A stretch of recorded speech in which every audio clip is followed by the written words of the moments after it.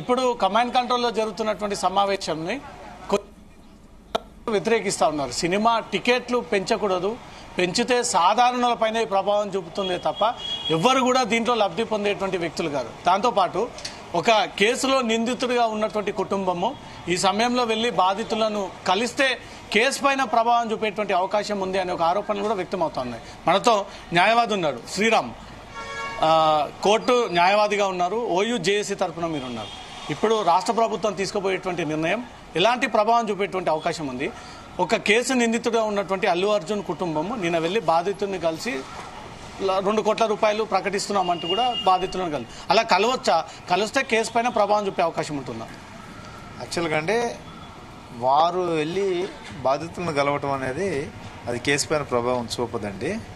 కాకపోతే అల్లు అర్జున్ గారి తండ్రి సీఎం గారిని కలవడానికి వచ్చినని విన్నా. మరి నాకు తెలిసి సీఎం గారు అవకాశం ఇవ్వకపోవచ్చు వాళ్ళకి కలవడానికి. ఎందుకనంటే ఛార్జ్షీట్ దశలో ఉంది కాబట్టి ఛార్జ్షీట్ పూర్తయ్యేంత వరకు కూడా నిందితుడి తండ్రి కలవటం అంటే అది కరెక్ట్ కాదు. పైగా నిన్న ఇష్యూ అది జరిగి అక్కడ అమౌంట్ ఇచ్చి ఇక్కడికి వెళ్ళటం అనేది ఆయనకైతే కరెక్ట్ కాదు. సీఎం వర్గాలు నాకు తెలిసి సినిమా పెద్దలకి కలిసేందుకు అవకాశం ఇచ్చి ఉండొచ్చు. వాళ్ళతో పాటు ఈయన ఎల్లున్నాడేమో నేను అనుకుంటున్నాను. వాళ్ళు ప్రత్యేకంగా అపాయింట్మెంట్ కాదు, కానీ వారిని కలవకపోవడానికి ఎక్కువ అవకాశం ఉందని నేను నమ్ముతున్నాను. ఎవరిని అల్లు అర్జున్ తండ్రి గారిని అల్లు అరవింద్ గారిని కలవడానికి అవకాశం ఉండదు. ఎందుకనంటే ఛార్జ్షీట్ మీద అక్కడ ప్రభావం పడే అవకాశం ఉంటుంది తప్ప వాళ్ళు వెళ్ళి బాధితులను తీసుకుని కలిస్తే అందులో ప్రత్యక్ష బాధ్యత అయితే వాళ్ళు లేదు, పరోక్ష బాధ్యతనే పోలీసు వారు కూడా కోట్ చేశారు కాబట్టి అక్కడ వేరే కలవచ్చు. ఇక్కడ సీఎం గారిని కలవటం అనే విషయంలో మాత్రం మన ఓన్లీ దిల్ రాజు గారు మాత్రమే కలుస్తున్నారు. అది సినీ ఇండస్ట్రీకి సంబంధించిన విషయాలు మాట్లాడడానికి కలుస్తున్నారు అని అనుకోవచ్చు. అంతవరకే తీసుకోవాలి. వాళ్ళు అరవింద్ గారు కలవటం మాత్రం అది అంత సమంజసం కాదండి. అది కలవకపోవచ్చు సీఎం గారు. మీరు అనుకున్నట్టు అల్లు అరవిందే సీఎం తోటి కూర్చొని ఇక్కడితో ఇష్యూ ఆపేద్దాము, ఇంకా ముందు ఇండస్ట్రీకి రాజకీయ నాయకులకు ఈ రకంగా వైరల్ ఉంటే బాగుండదు, ఈ ఎనిమి శత్రుత్వం ఉంటే బాగుండదు, కలిసిపోదాం, బన్నీని ఇంకా వదిలేయండి అని రిక్వెస్ట్ చేస్తే ఒకవేళ సీఎం దానికి అప్రూవ్ చేయగలుగుతాడా చేయలేడా? ఈ పరిస్థితులు ఎలా ఉంటుంది లీగల్ స్టేట్? లీగల్గా ఇప్పుడు అతను వదిలేయండి అనేది కాదు, కేసు ప్రొసీజర్ వాళ్ళు ఫాలో అవుతారు. అలా వెళ్ళి ఆయన అడగటం కూడా దాన్ని అలా అడుగుతున్నటువంటి క్వశ్చన్ కూడా ఎవరు యాక్సెప్ట్ చేయదు సొసైటీ. ఇప్పుడు ఆయన పరోక్ష పద్ధతిలో పరోక్షంలో జరిగినటువంటి ఇష్యూ అయినప్పటికీ ఆయన అలా అడగకూడదు. ముఖ్యమంత్రి గారు కూడా దానికి అనుకూలంగా ఎలాంటి వ్యాఖ్యలు చేయరు. నాకు తెలిసి ముఖ్యమంత్రి గారు అల్లు అరవింద్ గారిని కలవరు అని అనుకుంటున్నాను నేను. ఇక సినీ పెద్దలు ఎందుకు వెళ్ళారు? ఇప్పుడు ఈ బన్నీ ఇష్యూ మూసేటువంటి ఛార్జ్షీట్ 90 డేస్లో కోర్టుకు వస్తుంది. ఆ తర్వాత కోర్టులో ఆర్గ్యుమెంట్స్ అవుతాయి. అంతవరకే చూసుకోవాలి దాన్ని.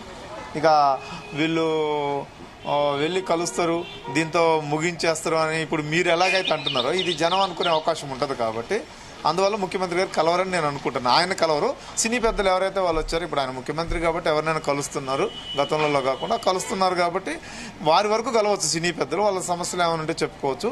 మీరు అన్నట్టుగా తెలంగాణ ప్రజలు మొత్తం కూడా సీఎం గారు అసెంబ్లీలో ఒక స్టేట్మెంట్ చేశారు, టికెట్ల రేట్లు పెంచమని. ఖచ్చితంగా దానికి ఆయన స్టిక్ అయి ఉంటారు. ఎందుకంటే వారు వచ్చిన తర్వాతనే బస్సులు ఫ్రీ వచ్చినాయి, వారు వచ్చిన తర్వాత మరుగుదొడ్లు కూడా ఫ్రీ వచ్చినాయి బస్ స్టాండ్లో. ఇప్పుడు టికెట్ రేట్లు కూడా సజావైన రేటుకు వస్తాయి అనేది వాళ్ళు ఆలోచిస్తారు. ఒక 4 రోజులు ఇప్పుడు మొదటి 2 వారాల్లోనే కలెక్షన్ చేసుకోవాలనే ఉద్దేశం కాకుండా షోలే లాంటి సినిమా 14 సంవత్సరాలు ఆడింది అని అంటారు. అలా సినిమా ఎక్కువ కాలం ఆడటం వల్ల ఏమవుతుంది అని అంటే అక్కడ అందరు సినిమా చూసేందుకు అవకాశం ఉంటుంది, రష్ అనేది ఉండదు, ఇలాంటి అకాల మరణాలు కూడా అవకాశం ఉండదు. కాబట్టి ఖచ్చితంగా సినిమా ప్రజలే కాదు, ఆఖరికి సినీ ఫ్యాన్స్ కూడా ఎవరైతే ఈ హీరోలు ఉంటారో ఈ ఫ్యాన్స్ కూడా ఖచ్చితంగా రేట్ల పెంపుని వ్యతిరేకిస్తారు. ఇప్పుడు అర్జెంటుగా ప్రతిపక్షం రేట్లు పెంచాలా వద్దా అని వాళ్ళ అభిప్రాయం చెప్పాలి. ఇప్పుడు అర్జెంటుగా వాళ్ళు చెప్పాల్సిన అవసరం అయితే ఉంటుంది.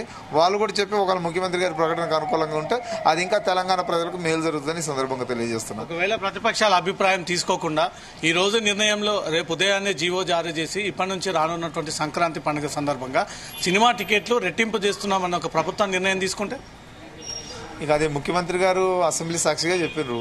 అందరూ తెలంగాణ ప్రజలందరూ కూడా దానికోసం ఆల్రెడీ అసెంబ్లీ సాక్షిగా చెప్తే it's also one of the record, it's also one of the GO కిందే లెక్క అవుతుంది. ఎందుకంటే శాసనసభాపక్ష నేత అంటారు అతన్ని. ఇప్పుడు వారు చెప్పినటువంటిదే చట్టంగా కూడా అమలు జరుగుతుంది ఇది రాష్ట్రంలో. సో దాని వరకే ఆలోచిస్తుంది తప్ప ఇప్పుడు ప్రతిపక్షాలను నేనేం కోరాను, కేవలం ముఖ్యమంత్రి గారు అసెంబ్లీలో తీసుకున్న నిర్ణయానికి మీరు అర్జెంటుగా మద్దతు చెప్పండి అని అంటున్నాను. లేదు అని అంటే మీకు తెలంగాణలో టికెట్ల రేటు పెంపుకు మీరు అనుకూలం అన్నట్టుగా సంకేతాలు వెళ్తాయి. మీరు దాని మీద మాట్లాడండి.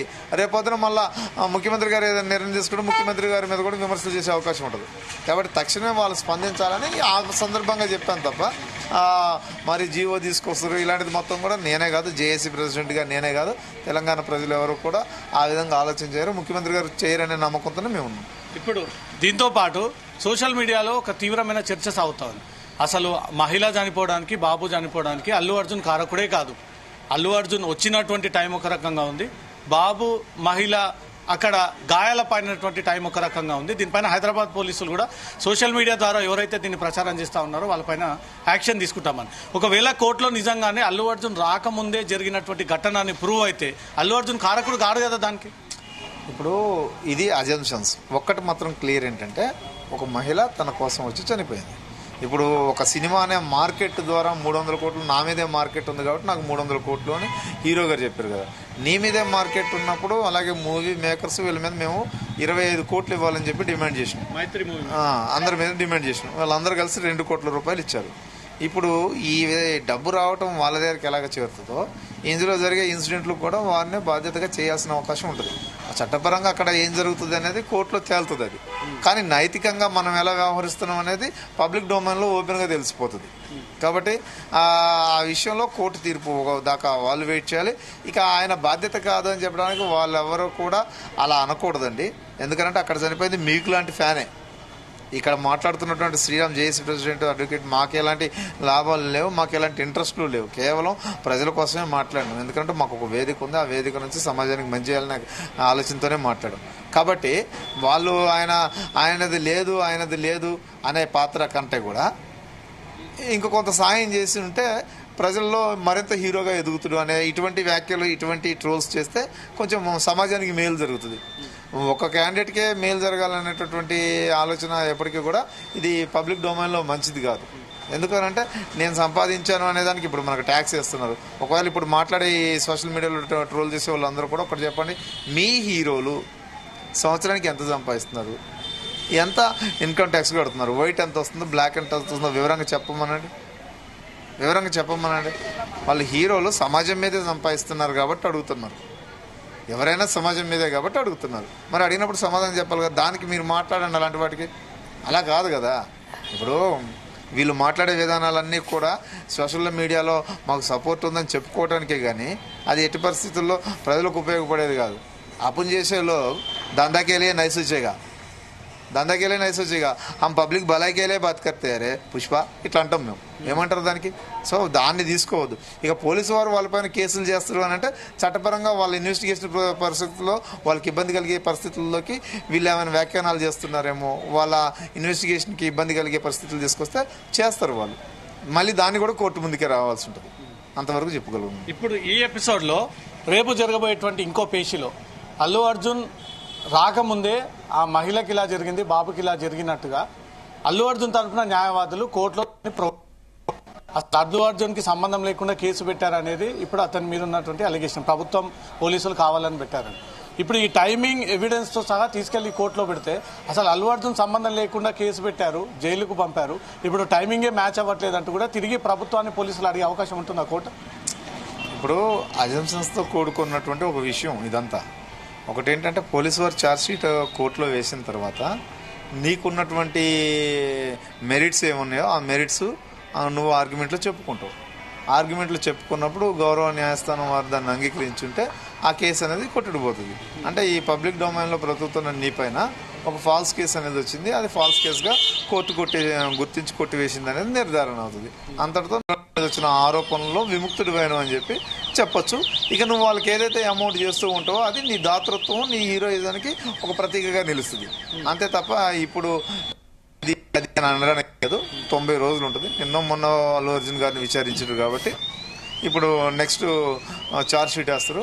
ఛార్జ్ షీట్ వేసిన తర్వాత దాంట్లో ఉన్నటువంటి అంశాలు మెరిట్స్ అండ్ డిమెరిట్స్ ఉంటాయి. వీటి మీద ఆర్గ్యుమెంట్ ఉంటుంది, అలాగే ఎవిడెన్స్ ప్రొవైడింగ్ ఉంటుంది. ఆ ఎవిడెన్స్ ప్రొవైడింగ్లో అవతల అడ్వకేట్స్ టైమింగ్స్ని వీటన్నిటిని కోట్ చేసుకొని దాన్ని ముందుకు తీసుకెళ్ళవచ్చు. ఆ విధంగా అంతవరకు చెప్పొచ్చు.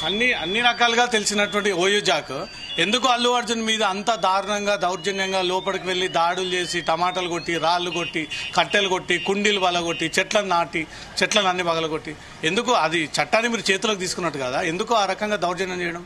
ఇప్పుడు ఉస్మానియా యూనివర్సిటీ విద్యార్థి జేఏసీగా మళ్ళీ మనం చెప్తున్నాం, చట్టాన్ని ఎవరు చేతుల్లోకి తీసుకోలేదు. అక్కడ రేవతి చనిపోయినప్పుడు కూడా నెట్టేశారు అని చెబుతున్నారు, మేము చూస్తున్నాం. ఎవరు బౌన్సర్లు నెట్టేసి ఆమె తొక్కారు అని చెప్తున్నారు. మరి అది చట్టాన్ని చేతుల్లోకి తీసుకోవటం కాదా? ఇక్కడ విద్యార్థి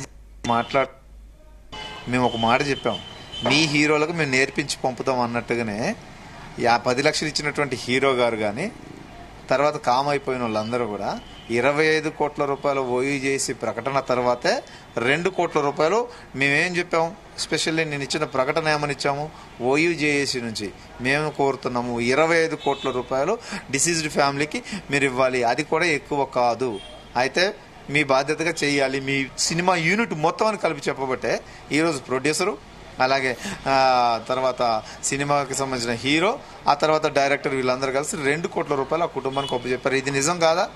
అప్పుడు ఈ ఓయూ జేఏసీ చేసింది ఇందులో తప్పేముంది? అక్కడికి వెళ్ళినప్పుడు ఓయూ చేసి తప్పుగా ప్రవర్తించే విద్యార్థి నాయకులు వాళ్ళ మీద కంప్లైంట్ అయింది కదా, మేము కంప్లైంట్ తీసేయమని చెప్పాం.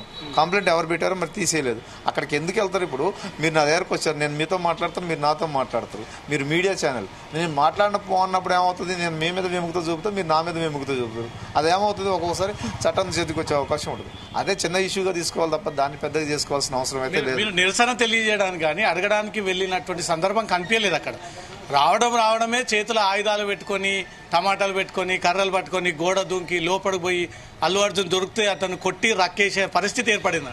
ఇప్పుడు ఉద్యమాన్ని ఎలా ముందుకు తీసుకెళ్ళాలి, సమాజం ముందుకి ఎలా బాధ్యతాయుతంగా నిలబడి అవతల వాళ్ళని బాధ్యులుగా చేయాలి అనే ఉద్దేశం మేరకు ఎలా. Right, thank you Raviteja.